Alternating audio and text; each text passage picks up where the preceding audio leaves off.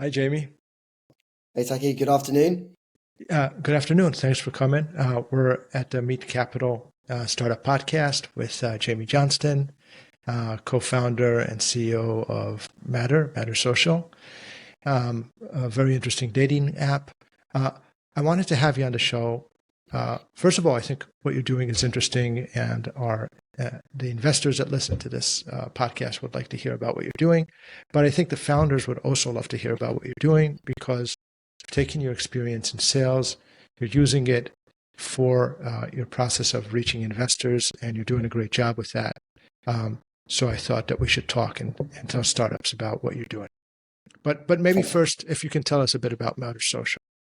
Of course, thank you so much for having me. Really looking forward to this conversation. So Matter, as you mentioned, there is a dating app, but we're a dating app with a real key difference. We really want to come in and disrupt this space, and make it a lot more inclusive, empowered, and just generally less toxic. I'm sure a lot of your listeners will have experience with the dating app world and know how overwhelming, exhausting that can be. The idea came during the pandemic. I was diagnosed with ADHD. I was taken out of the workplace and society, and I was really struggling with the lack of stimulation. And when I went back into the workplace after my diagnosis, I was very kind of, fine talking to people about that and helping within the office with the kind of inclusion and D&I. But the one place I felt crippled with fear about being truthful about who I was when I was online dating, and I didn't really know why that was. And so that's where the idea for Matter came from, was to create something that provided people with a space where they could be open and honest about who they were, and connect with others that were doing the exact same thing. Yeah, it's interesting that you said it yourself. I think a saturated space. You found a niche that's still untapped, and I think you should also mention that you have some of real industry leaders backing you. Which is extraordinary because people that really know the space and have done stuff in the space. I think you have executives from Tinder, Bumble. Am I right? Yeah, so I think it was really interesting when we pitched the product out right at the beginning stages, was getting those industry experts. It's something I'll come onto in terms of how we do the sales here. But yeah, we have ex CFO from Bumble, ex head of product of Badoo, ex head of marketing from Field, who are all backers of the business as advisors and angels. And we also have some real leaders in the mental health and neurodiverse space, which are two key markets for us. 20% of the population of the world is neurodiverse. If you add that with poor mental health, you're looking at roughly 40% now of young people, and yet there was nothing out there that supported these people. So to be clear, we're an app for everyone, but we support the people that need it, so they feel that they can come on and use our product without changing their behaviors and making their symptoms worse. So yeah, we were really heavily backed by both the business world, the dating world, and also the health world very early on, which really gave validation and credibility to what we were doing, and actually made our raise much easier when you've got those people behind you, as you've mentioned there. But they've been a real support to us for sure. How did you meet them? It's interesting questions, really. It's they. I can't really tell you how exactly I met each and every single one, but they kind of came through, the network that we've got and people that we had within the business. And then you meet one and you can go to another. People I was connected with, my background was sales, but within the advertising sector. I knew someone that I worked with someone that knew the ex-head of marketing from Fields. So I went and pitched the idea to her. The Badoo guy came through, our COO, said, I know someone that knows this guy. And then he introduced me to the Bumble guy. So it was about trying to kind of find that conduit, that person that could connect you to the first one. And once you've got one, you can start rolling. But it's really about the network and kind of reaching out to the people and just trying to just pick their brains. At the beginning, it was more like, look, I've got an idea, I've got a deck, I've done a lot of research. What do you think? And a lot of people jumped on it very quickly, saying like, look, this is a big deal. We think you've really uncovered a real sizable gap in the market. We'd love to kind of get involved with the business. So the idea, obviously, and what we're doing really helped to kind of get those people on board. Yeah. So you started by actively seeking out people that are experts in your field, both because of what they can teach you and how to build a business and how to succeed in the business, but also because of the validation that they give you later with other investors and with other potential business partners, etc. So I think that was a great move. And the beginning is just groping through around through your connections and trying to get anyone to introduce you or get you across to those I don't know what for a better word, power players in your field, so that you can connect with them. Exactly. Yeah, exactly that. It's been a game changer for the business, having the credibility of those logos on our cred stack, but also, we do weekly calls with quite a few of them. They teach us a hell of a lot about the industry and about, just about being a founder as well. It's really important that we're talking to people that have been there and got the t-shirt. But yeah, they've been able to open a lot of doors, move the business forward, both financially with the connections, but also with the knowledge that they provide. So they've been instrumental to getting us to where we are today. And I would say to anyone starting a business that getting those people on board is really important, and it really does give you credibility. And we noticed that from looking at the data of our deck. So whenever the deck goes out to people, that more often than not, one of the most popular slides is our industry backers slide, and that will just show you how important they are. Yeah, well, obviously, when you're early on, as you are, you need any kind of point of validation to get investors to be convinced that their money is going to a safe place, or at least to some place that has a good chance of success, or a reasonable chance of success. So there isn't a lot of validation that you can get. So where do you get it from? The investors are a great source of validation in your case, and I think it's as a method, it's something to take for other startups, is to start by reaching out to people that can give that kind of validation and the experience that they can give you.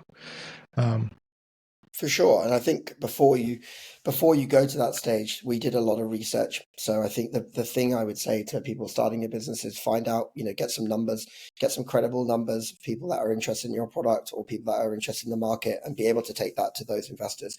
I mean, our first original pitch deck wasn't anything sexy, it wasn't anything amazing. It was done on Canva. We had really no logos and branding back then. It was just like, this is the idea, this is the market.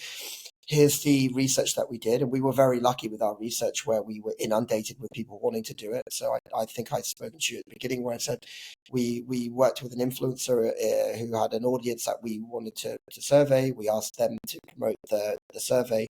We had 1,600 people do that survey across 2 days, which is, as someone that worked in the advertising industry, did a lot of surveys about products.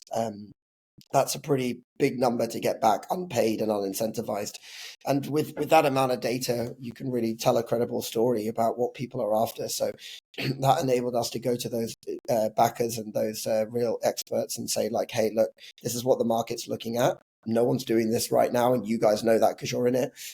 What do you think about the product? So I think the first thing to do before going to those people is have something credible to go to them with. I think you need to have something solid before you've got the MVP, before you've got user data. It's something solid that you can say, hey, we're going to start this, and this is what the market thinks, and then go to those people. Okay, so first step is market research that gives validation to the idea, shaping the idea according to the data that you get from the actual potential clients and from the field, then using that to get your initial backers and trying to get the kind of backers that are most experienced, both for what they can teach you and for the validation they can give you. Okay, now from that point, you start reaching out to a broader set of investors. Mm-hmm. Yeah, and how do you use your sales experience to make? Yeah, so I think that, like I said, the first thing to do is the research, get credible, get some user case studies, then take that out to the closest connections that you're going to be able to have. So friends and family and people that believe in you as a person, your conviction to pull this idea off, because they're the ones that are going to believe in you the most. And, they're probably the easiest people to get money off, but they're not going to invest in you, no matter how well you know them, if you're friends or family, if you don't have 100% conviction to be able to see what you're doing through. But they're definitely the easiest targets to get money off at the beginning, because they know you as a person. Hopefully they know that you believe in what you're doing. From there, once you've started to close some of your round, you can then move forward with going out to both warm and cold connections. Now, I think there's a big mantra in the startup space that, you should never go from cold and this kind of thing. And it's always best to get a warm connection. Well, yes, of course, it's better to get someone to introduce you and to get that warm connection, but it doesn't mean you can't go from cold. And we've raised loads of money from cold. So that tells you exactly that idea is wrong. But the more you can raise at the beginning from those original people, the better it is to go to people from cold with, because you've moved the dial forward. So, look to try and get like 40% of your round done before you start going out and raising. I think that's a number I would give. Just, if you can't, then don't wait, but that's a kind of a good number to use. And that will then allow you to start, going out to cold and having a bit of conviction. You've got some backers, you've got some money, and you've got some experts behind you. What I like to say, which I think is a cool trick to use at the beginning when you don't have money, what you need to do is to be smart and intuitive. And one of the things you do have is equity. So the experts and people like that, you can offer them equity as a kind of like, we'd love to bring you on as an advisor. Here is some small amount of equity within the business, so it's legit and it's proper, and start getting them to help you with your fundraising as well. Start getting them to introduce people, because once they have equity, they have skin in the game. That means that they want the business to succeed, of course, because now they're not getting any payouts until the business succeeds, and they have the equity now. So, right at the beginning, when you don't have money, use what you do have, which is equity, and start to see if you can seed that out to the advisors. But be careful to pick the right people. And we've been very lucky with the advisors and the experts we have, that they're all fantastic people. Some of them have equity, some don't. As we've grown, a lot of people have come to the business and invested themselves to buy the equity. But at the beginning, you need to be smart and you need to think, what have I got? What I can offer? Then start doing the friends and family, then start going out to the wider network. Of course, use the tools that are provided to you, things like, of course, LinkedIn. Make sure you're doing your research. We set up Google alerts for certain things like dating app investment, dating apps, UK seed investment, things like that. So you're getting those alerts through. You're being within the market and seeing who you can reach out to. Then try and find those connections. And if you don't have those connections, you can't find someone to go to them with, then just approach them from cold, because it's better to approach them from cold than not approach at all, for sure.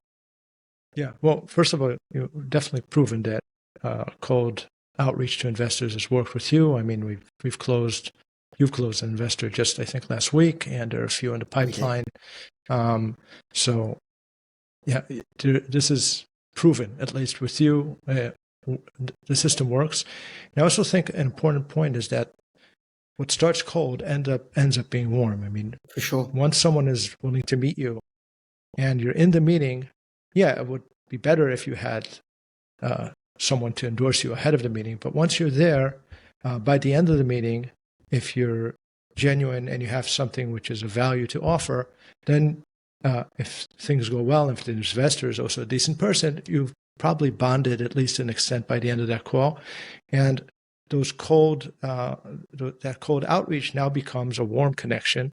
And sometimes an investor can invest in you, and sometimes it might be too soon for them, or they might be uncertain, but you'll be surprised that they'll help you by introducing you to other investors, or maybe they'll come on later on, or they're in your network. And if these are people that have experience and value and have done things, then those connections have a lot of value.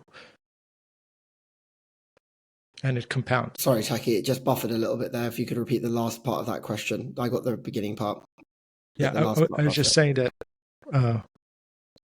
going from warm to cold, from cold to warm. So once you reach out to people, cold outreach, once you're with them on a meeting, and if you're able to create a good bond with them during that meeting, by the end of that meeting, it's not a cold connection anymore. It's a warm connection, and the person on the other side, even if they are not certain enough to invest in you, oftentimes they'll be happy to help you, but either by introducing you to other people, or maybe even in a later time, they'll either introduce you or invest. They'll stay in the loop. So there's a compounding value to those relationships, and you're basically building up your network and building up relationships. And sometimes relationships start from a cold message. It's okay. 100%. 100%. Yeah, I couldn't agree with you more. My as I mentioned, my background has been in sales within the advertising and marketing spaces for the best part of 13 years. A lot of what I did was new business, was cold. And, I've been successful in my career doing that, from, leaving university to leaving and starting my own business, hit targets and all that kind of jazz. And, for the best part, like I said, for 13 years. So cold outreach does work, but you have to, I think cold outreach gets a bad name because of people selling things that people don't want. It's all about your research. Like, for instance, we are a consumer marketplace product. we, have sectors that we look at and we target people within those sectors. If the investor's thesis is fintech, then clearly like me reaching out with my product is not relevant. And that's where the bad cold comes from. You need to have your targeting down to a T, make sure that you're going to the right people, and go with the idea and the mantra that you're doing these guys a favor. You're telling them about this great new product. And if you didn't tell them that, then they will miss out on investing in your brand. I think it's very important. I always go into these meetings and when I message anyone from cold, that I'm coming to them with an idea they wouldn't know about unless I did it. And you have to, I'm pretty certain that all founders believe that. But if you don't, then you really shouldn't be selling a product, in my opinion, because you have to believe this is the next big thing. And that's what you're taking to these people, and you're doing them a favor by approaching them.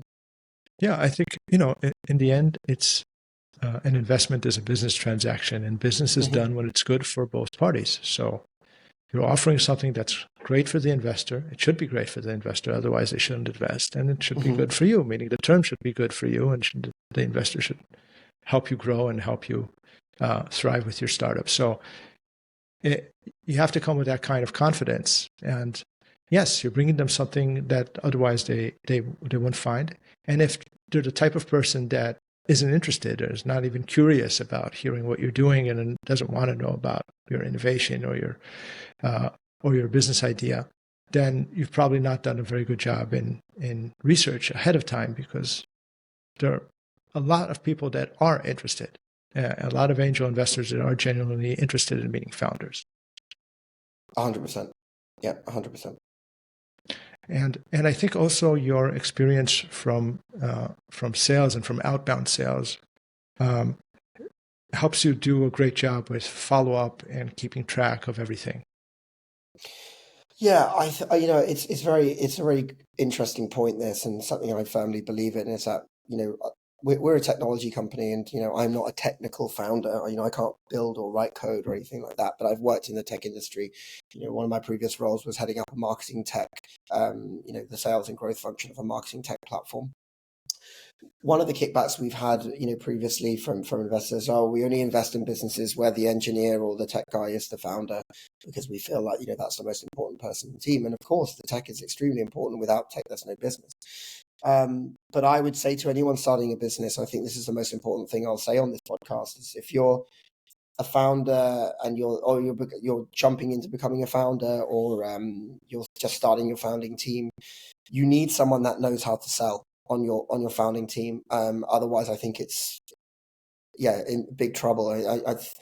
You think about it, like, without tech, your business doesn't exist, but without sales, your business won't survive. And so it's very important. We've had conversations, you and I, about, how I'm on top of things, and, I'm a good client of yours because I, get things done quickly, and I'm organized. And that's just because of, my background in training and the roles that I've been doing for the last, 13 years. But I think it's super, super important to have someone that knows how to sell, both on the calls, but also knows how to manage a sales process and keep those, people in the pipeline, updated, keep them warm, keep all the tips and tricks that you as a salesperson. That it's so important to startup land. And I think when I started the business, I was really unsure about what was my role, CEO and co-founder. What does that mean? But essentially, I found out that quite quickly the vast majority of it is selling the business or raising funds, which of course is still selling the business. So I was pretty well equipped for the role I was.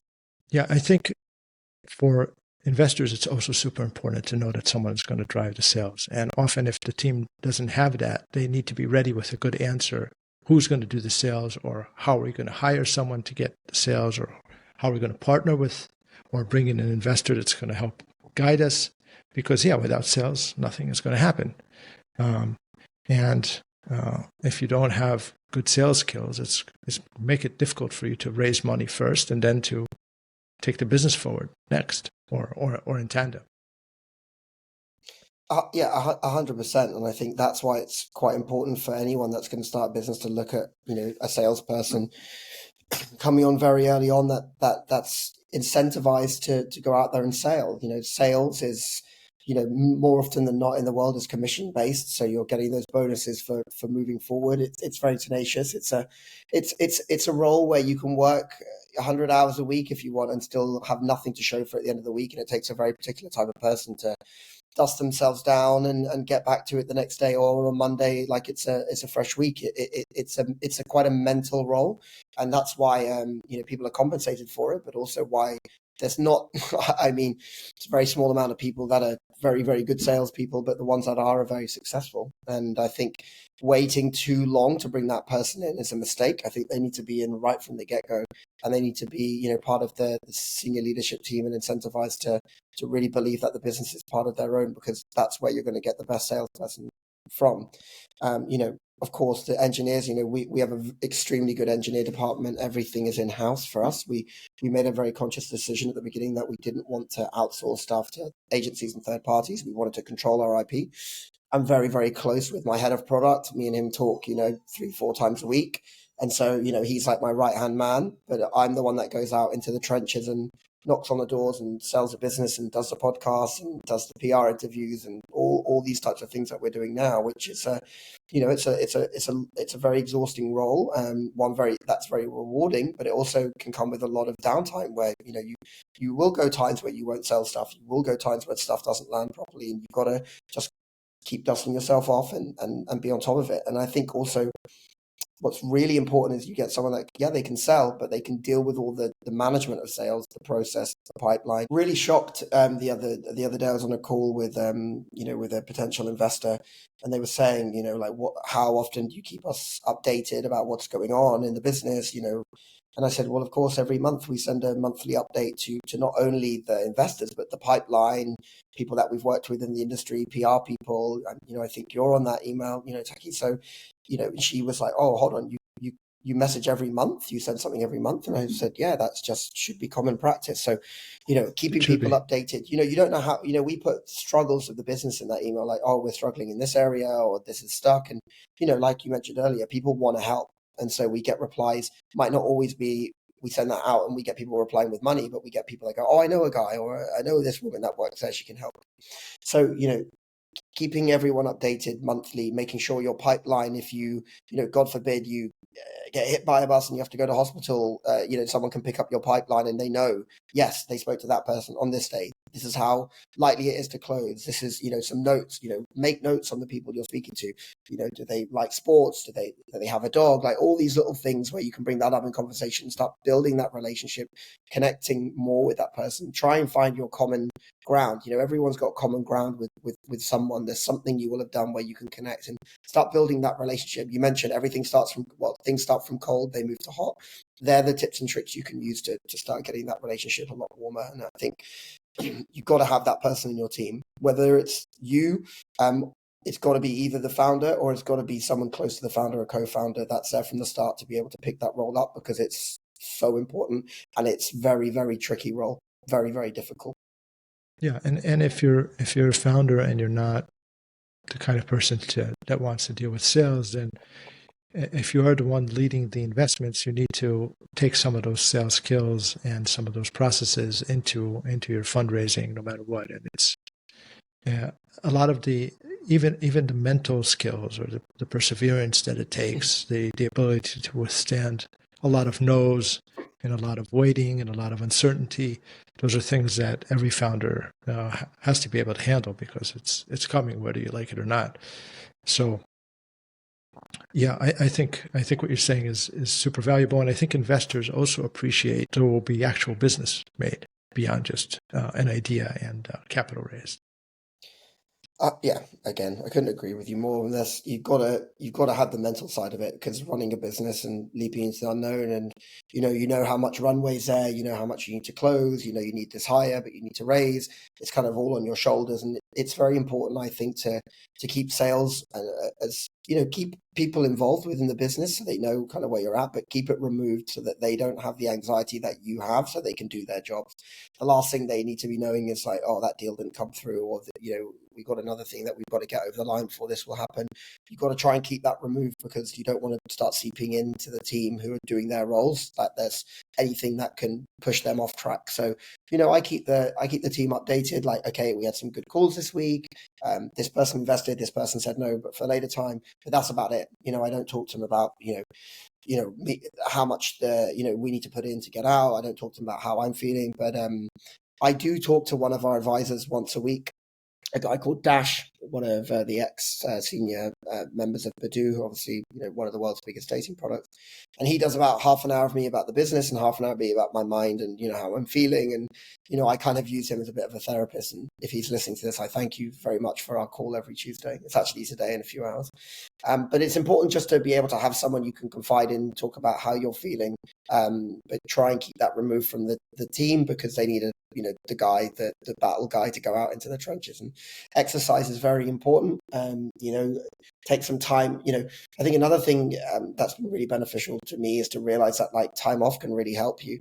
I think when you're in sales, you've got that number, you're focusing on that number, you think any break from trying to attack that number is going to be detrimental. But actually, I took some time off the other week and, I did some bits here and there, but the vast majority of the day I was kind of spending time with family. I was on a skiing. So I was doing a lot of exercise, getting out in the mountains, stuff like that. And I came back really refreshed. I was really on top of the calls, and you can see a difference in the energy you can put into things. So you need to balance your pipeline and your business, but also balance that with your mental well-being, because no one wants to be on a call with an unenthusiastic salesperson. I can assure you that's how you don't sell. So be aware of your body. Your body will tell you when you need a break. Have someone that you can confide in, that you can talk to and be open and honest with, but also try and keep a lot of that separate from the team, who need to focus on what they're doing with no distractions. Yeah, interesting. I think that's a very good point, that it's the similarity to sales is not only in the processes, but also in the mental capacities that you need, and the support that you need to give to yourself to perform at your best at meetings, and to keep it all together in front of your team, in front of investors. Yeah, absolutely. And we've had a conversation here with Annabelle Maldonado, who is also a brilliant founder, and she spoke about the same, about how she prepares for meetings by getting herself in a good, calm, confident mental state, and how much that helps her. Jamie, thanks a lot. This is really, really useful and very helpful and very interesting.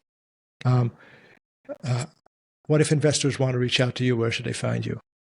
Yeah. By the way, I feel totally the same. I do quite a lot of podcasts, and I always actually prefer doing the B2B ones, just so you can talk more about experiences. But we do it, obviously, it being a consumer product, we do a lot of consumer ones. So this has been really enjoyable from my side as well. So thank you so much for having me on. So yeah, just a little bit about this round. So as you know, we're in the right at the end of our kind of pre-seed plus, or something, like a middle round between seed and pre-seed. And we're really near the end of closing right now, and we're pushing about 85% of the way there. But if people want to connect with me to see the deck, see all those experts I was talking to you about, see all the people that we have on our cap table, and we've got a lot of stuff I kind of would love to talk to people about one-on-one, about the future of dating and how we feel we've really got a real key difference from a functionality point of view, which I won't go into here, but you can certainly ask me about it. But it's a real game changer, especially from a business and monetary point of view. My name is Jamie Johnston, which is JamieJohnston. You can find me on LinkedIn, of course. And the social media accounts are Mattr, which is with no E, so Mattr.Social on Instagram and TikTok. So if you want to have a look at some of the stuff we're doing, you can go check there. But LinkedIn is the best place to drop me a message and just reference the podcast, and I'll be more than happy to catch up with you, send you the deck, and take a call and talk about what we're doing in the future of the industry. Awesome. I'll keep links to your LinkedIn profile and to your web page. Jamie, thanks a lot. This was wonderful. Thank you so much for having me, and have a great rest of the day. You too.